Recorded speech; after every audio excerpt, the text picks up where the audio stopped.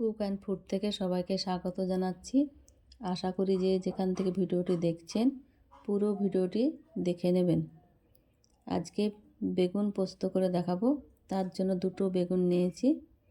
বেগুনগুলা চাকুর সাহায্যে কেটে নেব পিচ পিচ করে। আপনি যদি আমার চ্যানেলে নতুন হয়ে থাকেন চ্যানেলটি সাবস্ক্রাইব করে নিতে পারেন। আপনি যদি কাজটি অলরেডি করে থাকেন আপনাকে অসংখ্য ধন্যবাদ। বেগুনগুলা কেটে নিয়েছি, পরিষ্কার জল দিয়ে ধুয়ে নেব বেগুনগুলাকে। বেগুনগুলা পরিষ্কার করে ধুয়ে জল ঝরিয়ে নিচ্ছি যাতে একটু জল লেগে না থাকে।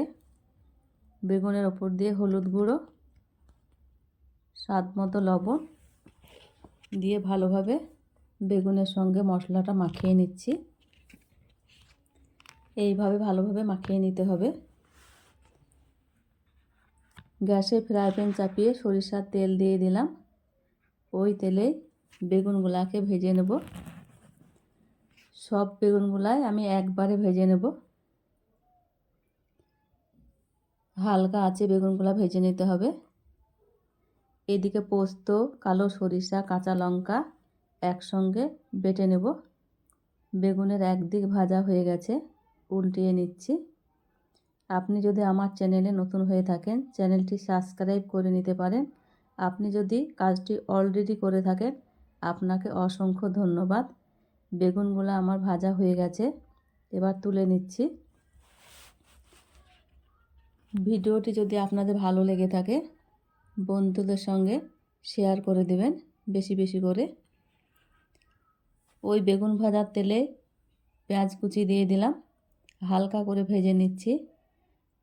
টমেটো কুচি করে রেখেছিলাম ওটাও দিয়ে দিলাম, কিছুক্ষণ ভেজে নিচ্ছি। এটাও ভেজে নেওয়া হয়ে গেছে।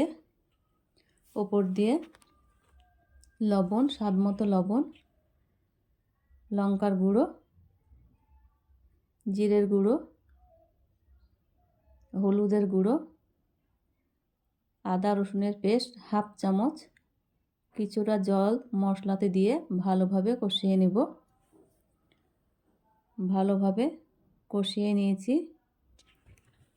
যে মশলাটা বেটে রেখেছিলাম জল দিয়ে গুলিয়ে নেব। ছাঁকনির সাথে ছেঁকে নেব। মশলাটা ভালোভাবে কষানো হয়ে গেছে। যে মশলাটা গুলিয়ে রেখেছিলাম ছাঁকনিতে করে ছেঁকে জলটা দিয়ে দিচ্ছি। যে উপরে কালো অংশটা ওটা ফেলে দেব। জলের সঙ্গে মশলাটা আবারও ভালোভাবে কষিয়ে নিচ্ছি। আমার সুন্দরভাবে কষানো হয়ে গেছে, এবার ফুটে উঠেছে। আগে থেকে যে বেগুন ভেজে রেখেছিলাম ওপর দিয়ে দিয়ে দিলাম। বেগুন তো ভাজার সঙ্গে সঙ্গে অর্ধেকটা সেদ্ধ হয়ে গেছে। আর 5 মিনিট রান্না করে নিলেই আমার রান্নাটা হয়ে যাবে। আপনারা বাড়িতে এইভাবে করে দেখতে পারেন, খেতে তো অসম্ভব মজার হয়েছে। এবার ঢেকে রাখবো 5 মিনিট। 5 মিনিট পর ফিরে এলাম, আমার রান্নাটা হয়ে গেছে। দেখুন কত সুন্দর হয়েছে। আপনারা এইভাবে একবার করে দেখতে পারেন। এইভাবে পোস্ত দিয়ে বেগুন সুন্দরী বানিয়ে দেখতে পারেন। একটি লাইক দিয়ে দিবেন।